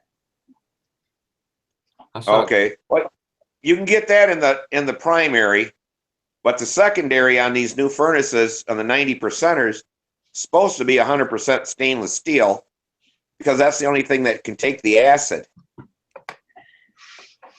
that combustion makes when you cool it down under 140 degrees. That's why big boilers and stuff, we can never let them get below 140, because sit on the burners and all that kind of stuff. So with these new ones with the primary secondary, the flames go in hot, and then when it hits the secondary, it cools that all down under 140 degrees, and it starts dropping acid out of the exhaust. And then it runs out of the furnace in a little trap and down the drain. How often? But the acid will eat up stainless steel. It's not good, and I have a feeling that's what they did. They said it's the stuff that makes them smell bad in propane is what's doing it, because it's real corrosive. So you're using propane where you're at. You don't have natural gas out there where you're living? It is about a quarter mile from my house, and I forget what the gas company, because we got a little association here, what they wanted. It would have been like $80,000 a piece for the 20 of us to run it a quarter mile. It was crazy. They said they had to dig up the roadbed and put tar back down and this and that. And I tried to do it, you know, see if we couldn't get an easement across these other people's property and then tie in here, because all the piping is underground here in our association. But they didn't want to do that. You know, they just wanted to charge us all that kind of money. It was just absolutely crazy. Right. But they wanted to go well water. Yeah, well water too. Yeah, and I got to get. I think I'm going to have to get my well done. I guess I got iron something. It's like a slime. Ooh. Iron bacteria. Oh man. Yeah, so I'm going to have to get. The only place you'd see it is in the toilets and stuff like that, standing water. But I guess that Well, I'm going to have my well bleached. uh, And I think it's going to happen when I go to the Nats. Got in there for a week. Is it And I'll be pink? gone a week. That'll work out. Is it colored pink? Yeah, it's like it's a reddish pink slime. Yeah. well, what do you do for drinking water? You got a filtration system? Yeah. Oh, do you? I get, and it doesn't hurt you. I guess it doesn't hurt anything. It just, there's hardly any of it there if you drink it or whatever. It's just when it sets it in a tank that it can actually grow. It's a bacteria of some sort, yeah. Yeah, they say it's not, you know, it's just a nuisance more than anything else. They won't shut your well down or anything like that. Yeah, and they test it safe, huh? Yeah. Yeah, it's safe like that. You know, they knew right away what it was when I, you know, explained it to them. I throw these Clorox pellets in the toilets and stuff like that, and that kills most all of it. And you can see it it leaves like a scum or something on the bottoms of the tub. You got to scrub that out all the time. Yeah. But like in the kitchen sinks and stuff, you never see it. You don't even notice it. But they said it's probably down in under the septic. Right. But I don't know, they'll pour in 5 or 10 gallons of bleach down that well and let it set. Hey, I guess they pour it down. I wanted to ask you guys, do you guys, any of you have those new smart meters they're putting in all over? Yeah, I got one. They're really hollering here. They just put them in here, and everybody's electric bills are going out of sight. And and you know the way they do it in California. I got a stepdaughter lives out there with the smart meters now. They charge you more for peak usage, and during prime time they'll charge you more, which in my opinion is wrong, because you should be charged the same anytime you use your electric. Why should you be charged because you're using it at a prime time? But that's what their excuse is. They're saying, well, you're using it at the wrong time. My bill didn't go up, but boy, there's a lot of them around here that went from $100 to $300 or $400, and boy, they're going off around here. Yeah, mine went way up. And then them dumbasses sent me a email, or not an email, but a voicemail on my telephone all the time. Please check your system. Your bill has went up 40%. Not going up 40%. I said, is that new meter wrong? Oh no, probably your old one wasn't reading right. Yeah, that's what they'll tell you. Yeah, mine went up about 40%. Yeah, I've got one too. Did yours go up too? I haven't. No, I didn't notice it. We've had it for probably 4 or 5 years now, but I don't see any difference. They say that there's been some fires. I looked it up before they put it on the house out here, and I guess it's where your socket is, you know, where your meter plugs into there. A lot of times you get corrosion on those 4 pins, you know, where it shoves in. And Yeah. the guy that put mine on, he actually took his camera and took pictures. I said, why are you taking pictures? Oh, we got to turn that over to Duke Energy so they can look at those pictures. Mm. That told me all along to know, because they've had problems, you know. I mean, there could be a problem in there. Yeah. Arcing. Now, how do they read them? It's my understanding that they just drive down the street and the computer in the car just collects information. Not that. This stuff sends telemetry to a thing on the pole, and then it sends it back to the home office. That might be how it's actually working. Now, the gas company's got one out here that does, when they drive by, they can point at it and it'll read it. I still got the old mechanical gas meter, but I hadn't seen the gas guy in the yard in ages. So I don't know how they're getting readings on it. Well, evidently they're doing maybe a remote on it. If they haven't changed the head on it, I don't know. It's probably still the same, but you know. Yeah, mine goes up to satellite. Oh, does it? Yeah, it's they stick it on the side of your house because all of our wiring is underground, and there's no place. And yeah, it's some kind of a satellite, like my GPS. So I'm probably paying to send satellite signals too now. Yeah. Huh.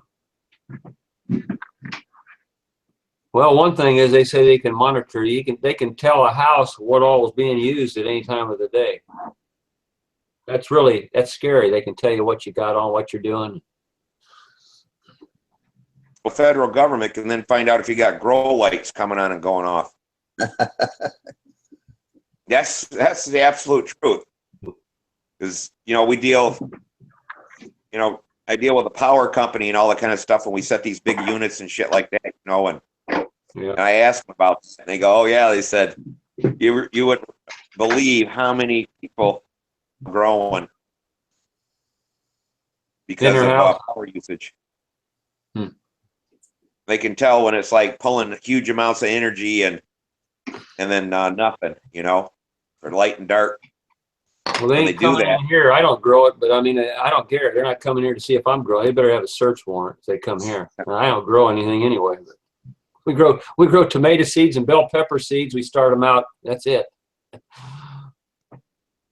Yeah, but I mean, some of this stuff is big business. They Oh yeah. And what they do, that's how they always did it, by monitoring the electric bill. But these guys are smart. They grow it in a house and not live there. So their electric bill wasn't out of whack. But they're on at certain times and off at certain times. Well, now they can look at the trend on that, and they can see if you're pulling so many amps for so long and then off. On schedule, yeah. Yeah, my cousin was saying that the house across the street for him got busted. They were growing. That's how they figured it out. Huh. Monitor the electric. Yeah. Hey, Thomas. Morning. Yeah. Evening. Well, now with LEDs, they draw so little current. I don't know if they put out enough energy for the plants, but they put out plenty of lumens for illumination. But that would probably solve that problem. Right. Yeah. Well, we got a hydroponics store right here in town now. So if you want to grow your own vegetables and stuff hydroponically, you can, I guess. Any of you guys ever seen one of these? What is one of these? Right there. That's one of my engine collections. That's a Super Forester 49. Ah, wow. So I think if I build build up a control line, I'm going to go nostalgic and bolt that on it. It's ready to go. Have you ever run a Sparker before? What's the way, Sparky? 38. Well, yeah, this has got ignition on the front. Did you notice the ignition? Yeah. I saw the Sparker. But I got one down there that doesn't have the ignition. They don't have the ignition on it. I think it's this one here. I think it's the other one. This one's non-ignition here. This is the other one. See, it don't have ignition on that one. Yeah. But this one does. This has got timing on it. You can actually set it. But yeah. But these used to burn white gas. Dad used to burn white gas in them things. Sure, there, he told me. And they had them on those tether, the tether cars that run. But he had this one in his Vico Chief. I think the other one was in the Chief, the Vico Chief he had. But, So white gas and castor oil, was that the mix? I don't know what, he just told me they used to use white gas back there in the days, White gas, benzene, banana oil, castor oil. Yeah. Right. I think you're right on that. Here's another one. That's a little Olson. Yeah, That's a 29.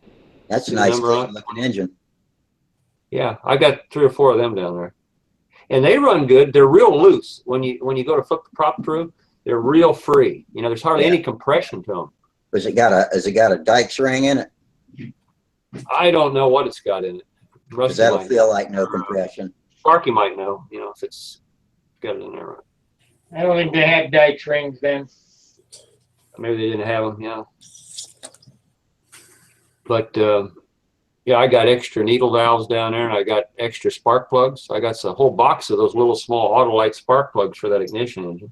Put it to work. Yeah, sounds good. Yeah. Yeah. Getting That'd ready be to weigh different. it, Sparky? What?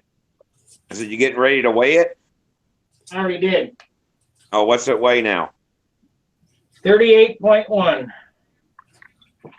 You're going to be in real close then, aren't you? Yeah. But what I just checked was, where does it balance? Oh, if you got to add more paint to the tail? Yep. Supposed to balance right here. Now watch what happens. Yeah. How close to the main the main spar there are you balancing it from? Right on the spar where it's supposed to balance. Whereabouts? Right on the spar is where it's supposed to balance. Right. So I take it you'll add more trim color and all that kind of stuff to the tail and Keep painting to balance so it out. balances.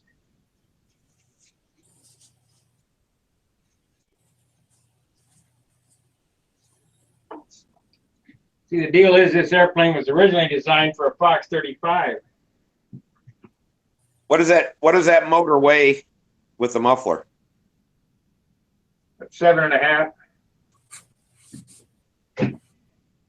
Yeah, and that was designed for a Fox at 6 ounces without a muffler. Right. Heck, 7.5 is light. What do you got? How big a tank's in that?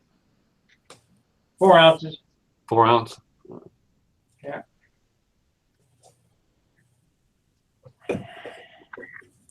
Well, it feels heavy though. Does it? It does, but I can prove that it's 38 ounces.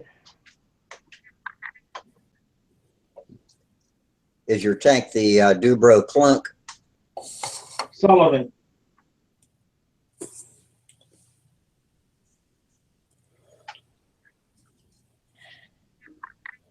Well, there it says 37 and a 37. Got 37.5. So, but I don't know. Like to keep it as light as possible.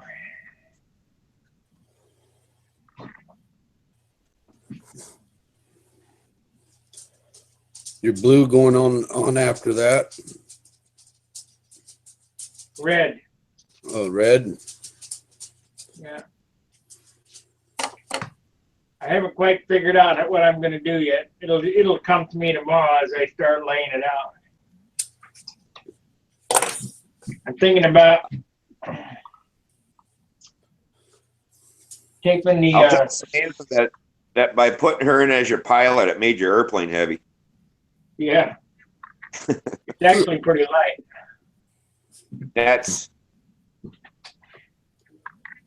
I mean, most of them that you see all weigh mid 40s. Some even a little heavier than that. How Yeah, many, I don't want that to go. how many ounces of the white? Their airplane flew better at like 47 ounces or something like that. I don't believe it. No, No. he said it always. Oh man, how can I get something? I got a piece of foam over here.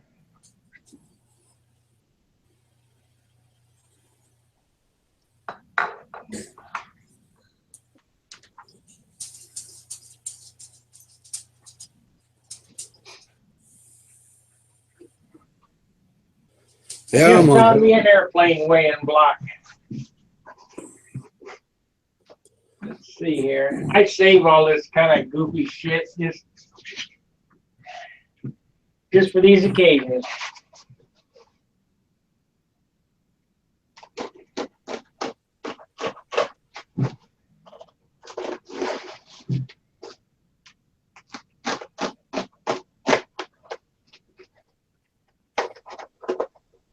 Yeah, I had a a foam, one of them little white foam coolers on there, but I ended up breaking the damn cooler. It was such a piece of little crap. What are the ones that you ship food in from UPS? Yeah, I've got this like, might be a lot stiffer. This was one you bought from the store for, I don't know, $2 or something. oh, for like $2. Yeah. Yeah, that the ones that you ship food in UPS. I got 3 of them.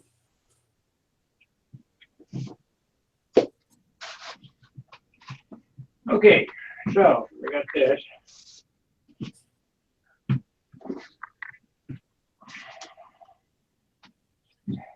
What happens with me when I do that, then I cover up my damn numbers and I can't read the scale. Yeah. I've had that too.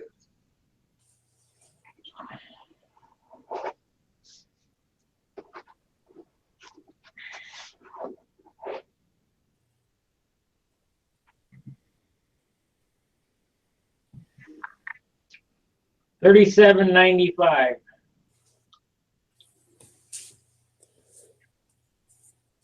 Yeah, I think you're going to come in pretty close on your target. I like the 37.5 better. Yeah.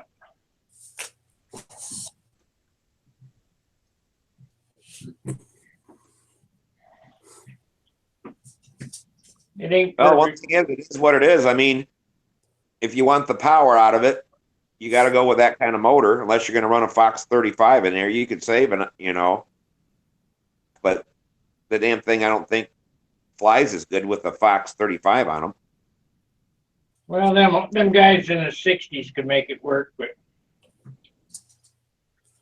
Yeah, they ran them without mufflers. Once you throw a muffler on a Fox 35, it's a little bit different beast. yeah, it's dead.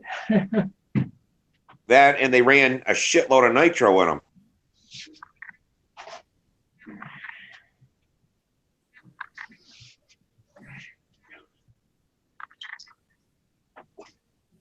But it's straight and it's light, so it should be good. Yeah, I think that thing is just going to fly like crazy.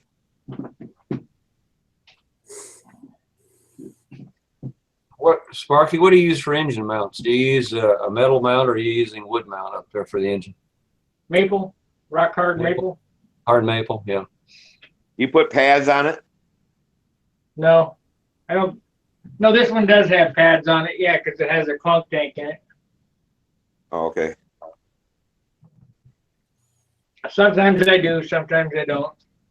All the 60s have pads. Do you put your inlet the pads, or you set them on top? That all depends too. If I'm running a clunk tank, then I set it on top. If I'm running a metal tank, then I inlet them.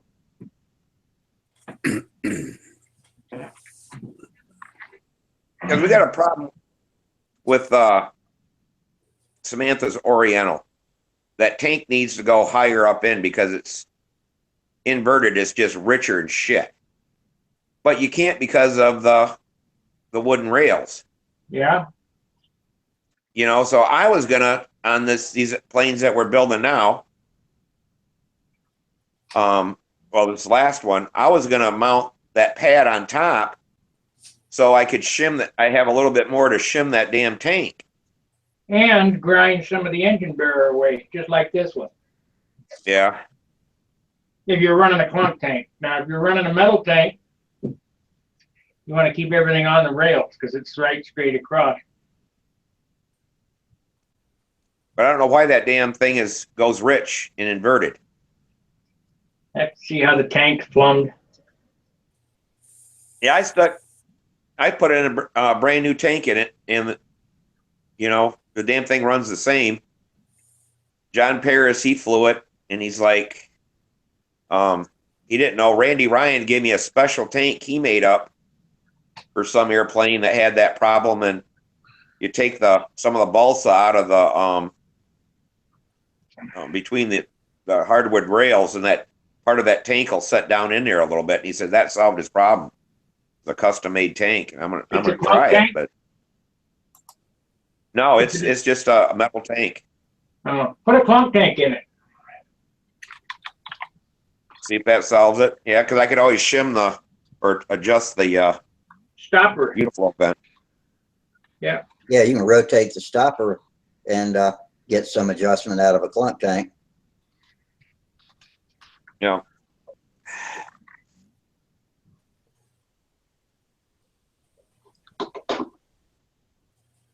Well, yeah. Frank, are you still here? He looks frozen again. No, he's moving. You with us, Frank? Oh, Maybe Frank's not. gone. Oh, not Frank. Beach. That's who I'm.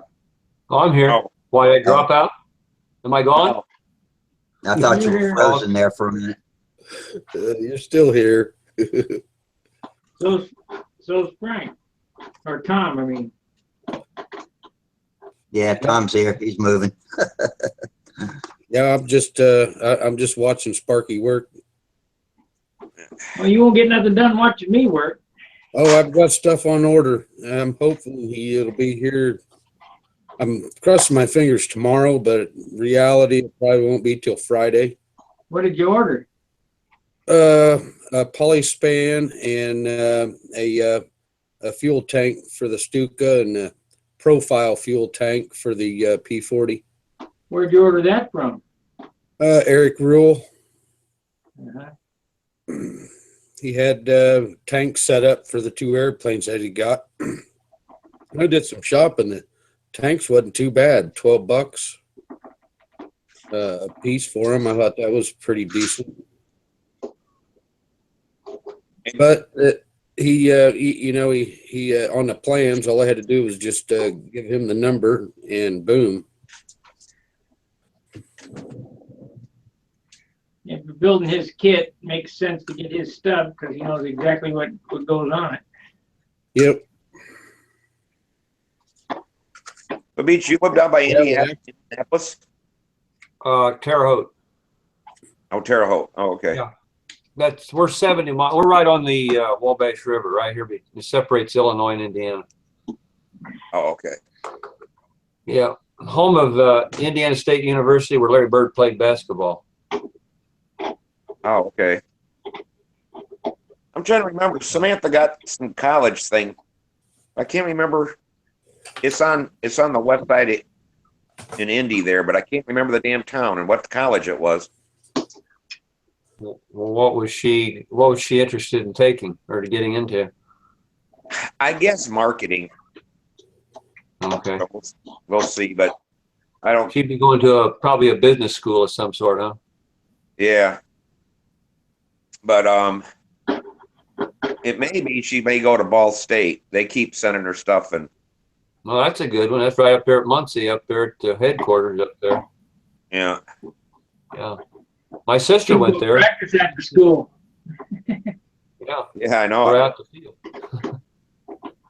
Well, Yeah, she I'm up on she this wants to work Brodeck at the site. EMA. I see they got a smoothie up here. The ARC smoothie. Almost Anybody ready know? to cover. That means it's Yeah, almost That's what I ready to saw. put It's the, almost ready to cover, based on a Bob Palmer's original smoothie. Yeah, That's a Brodeck kit. yeah. You know, I can't believe how high everything is, man. I remember those kits when they. Of course, that was back a lot of years back. $134.99. Yeah, and now they're 130. This one's $134.99. $135. no Yeah, well, you- kit, $5.95. Yeah. Yeah, what it is that them things sold for around $100, but now that they're sold out, these guys put them on eBay or whatever, and they sell them for more money. Right. Yeah. Well, they've got a lot of stuff up here. I remember we really went through their whole site, but Who's that? Brodak? Brodak, yeah. Yeah, Well, they got a lot of shit. yeah, they do. And when you go in the warehouse, it's just hard to believe how many nuts and bolts and just bin after bin, and I don't know, 10,000 they order at a time. Mhm. In boxes, and then Jan there sorts them all out, makes up little bags of their hardware. And I got a account with Fastenal, and man, I get some really good prices on bolts, 440s and 256s. check out Albany fasteners. They're about a quarter of the price. Albany. Stainless steel. All the bolts and nuts, everything are all stainless with them. No But yeah, good, too soft. Stainless is no good, it's too What's soft.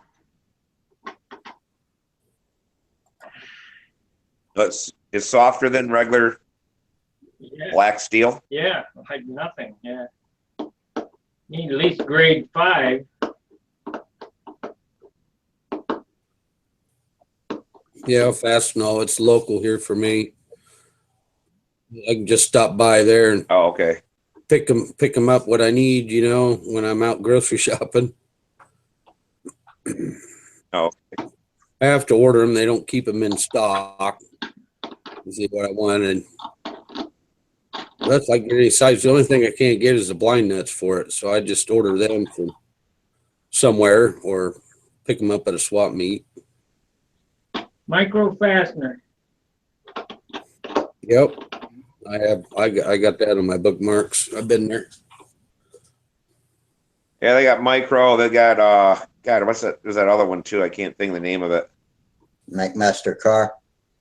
Yeah, McMaster car. And we've been using everything from that Albany fastener, and I mean, it comes out of Florida, but they're so much cheaper than even McMaster car. That's what I mean. They're like a third of the price. You can order 100 damn 440 bolts for $5. Yeah. Yeah. I got more bolts than I know what to do with, because that's the lowest you can get is in a 100 pack. But blind nuts and lock wash, locking nuts and all that. Different sizes. So what do you guys think? You think it was a good idea putting them spats on there? These- It looks more original, Sparky. As long as they're straight and don't induce any turning in your plane. Yeah. Well, they say that spat reduces the drag on a wire. That a wire going through the air than a piece of flat metal. So they put the spat on there to act like, to look like a regular landing gear, and that actually cuts drag. Ask Brett Buck about it, but that's why they said George did that. It was to cut drag off that landing gear and keep it from pulling the nose down. If it don't work, I'll break them off. Of course, they might be hard to break off. They're JB welded on.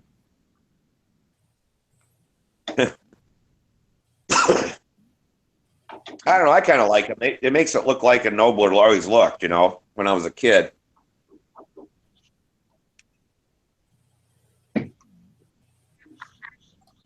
The only thing that this Nobler is lacking is it doesn't have them holes behind the fuselage or behind those trailing edges. Oh, okay. Back here, Noblers had holes, big holes. Yeah, but I mean, your tail light now. Right.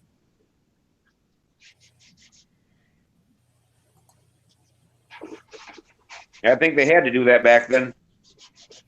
Some old Sterling or Nobler kit. Oh shit, not Nobler. Top Flight. They used damn heavy wood, and they had to cut out as much as they possibly could. Otherwise, the things would be tail heavy as hell.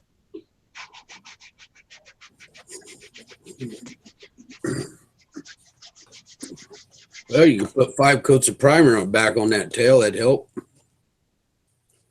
No. No.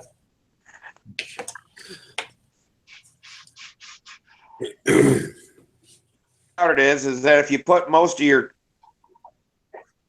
color and everything behind the CG, you know, when you do your color scheme, that'll help that. Yeah, but let's see what this Altoids weighs.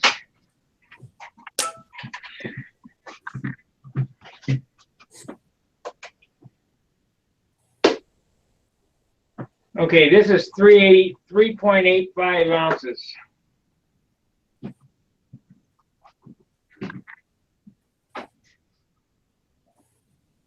Yeah, that's gonna that damn thing's gonna tip down. Wow. That's where I guess that's the balance point. You got That's three. about right. What? That's about right.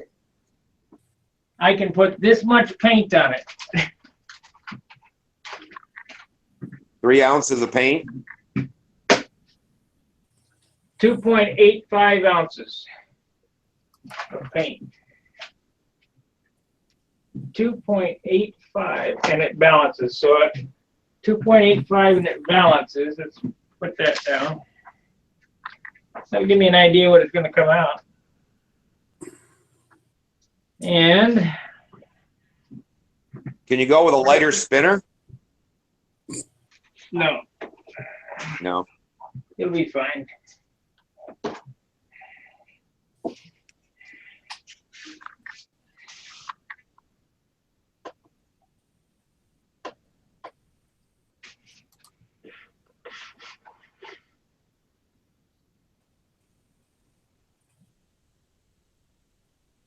Are you getting any snow up in Michigan tonight? I don't think so. I'm out here. I'll look out the back once and see if it's been snowing at all. I had to. We weren't supposed to get any. I had to break out the snow blower today. You did? Yeah, we got about 4 inches. Wow. It rained yesterday here like a mother. Yeah. It was pretty icy this morning, but yeah, we haven't got any snow here at all. We haven't got there's not even about an inch on the ground. I don't think we've got over about 4 inches all winter here. And they predicted, Farmer's Almanac said, you know, this was going to be a bad winter. I haven't seen it yet. In order to balance, this airplane will weigh 40.8 ounces. Yeah. So that's close. Yeah, that's damn close. Yeah, I think it's going to fly really good. What type of white paint? Dope? That's just regular Randolph dope. Yeah, you figure too is that you're probably going to have twice the horsepower there on the front end of it, so you'll be able to run a bigger prop. And It already has 11.5 prop on it. yeah, I don't think you're going to notice an extra ounce on that airplane just because of the power you're going to get out of the engine. Talking about engines, that's what I got to do in my 25 LA. I got to figure out what the Venturi size is for it. The Venturi size is, hey Jim, make me a Venturi. Yeah, you know, I've got I got my buddy that's got a lathe and he's turning them down, but I just got to get the diameter of what we need on the inside there of the Venturi. Yeah, and you'll end up, hey Jim, make me a Venturi. 15 bucks. So far, we've made all of our Venturis, and man, they're working great. I mean, on our LAs, we got some great 4.2 runs on them. I got a lathe in the garage, but it ain't worth my time going out there to make that stuff. Yeah, my buddy, his is a little bench lathe. It's the little thing. It's just perfect for that. Yeah, that's I like made my buddy. spinner piece. Remember when I posted that, I was so proud of that spinner piece. Yep. 2 hours of monkeying in the garage. What a waste of time. Yeah, we got Dick Imoff that lives here by me, and he was a machinist, and he'll make you Venturis out of the Delron or whatever. The last time he made some, he made me like, I think they're 260, 261, 262. He says, "There, you want to try Venturis? There you go." Yeah. Yeah. Have 2 of them or 3 of them, different sizes. See which Yeah, one's just better. step up every, you couldn't even tell the difference in them, really. Yeah, I'm going to be happy with this. 40.85. That should work good. Oh yeah. Well, it's 11 o'clock. That's 2 hours. All right.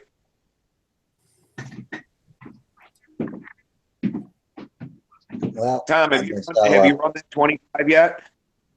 Pardon? Have you run that 25?